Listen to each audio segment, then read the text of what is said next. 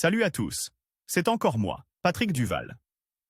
Je vous rappelle que sur ma chaîne, je parle de tout ce qu'on peut faire soi-même. Abonnez-vous si vous aimez bricoler, il y aura plein de choses intéressantes.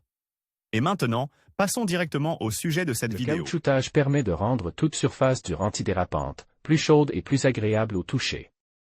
Pour ce faire, diverses technologies sont utilisées, ce qui nécessite l'emploi d'équipements et de matériaux spéciaux. Le caoutchoutage à domicile est inacceptable. Envisagez une technologie extrêmement simple qui vous permet de caoutchouter la surface avec un minimum d'effort et de vos propres mains. Maille serpianca autocollante, ruban de peintre, mastic, solvant. Comment réaliser un caoutchoutage sur métal? La surface à caoutchouter doit être dégraissée à l'aide d'un solvant. S'il s'agit d'un métal sujet à la formation de rouille, il faut également l'apprêter, afin qu'il ne commence pas à se corroder au contact des composants du mastic sous le caoutchouc. Après le dégraissage, un filet de verre est collé sur la surface. S'il est nécessaire de caoutchouter les extrémités et les côtes de l'objet, la serpianca est collée à l'aide d'un coude et sur ces derniers. Il est souhaitable d'appliquer 2 couches de treillis de manière à ce que l'épaisseur de caoutchoutage soit d'au moins 1 mm. Si le caoutchoutage est partiellement effectué, du ruban de peintre est collé autour du bord du caoutchoutage. Le scotch ordinaire convient également, mais il laisse des traces collantes sur de nombreuses surfaces.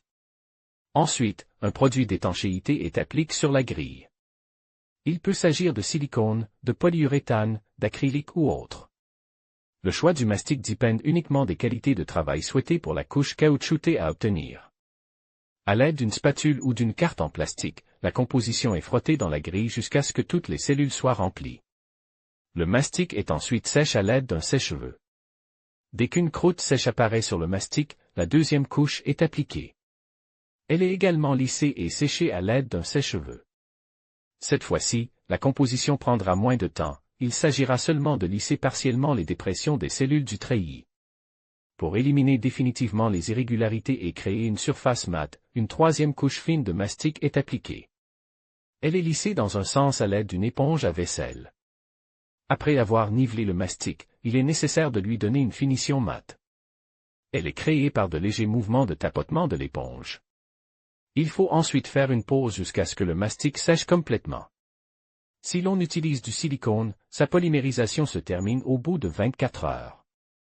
Ensuite, à l'aide d'une lame ou d'un couteau d'assemblage, coupez la couche caoutchoutée le long de la ligne du ruban de peintre et arrachez-la.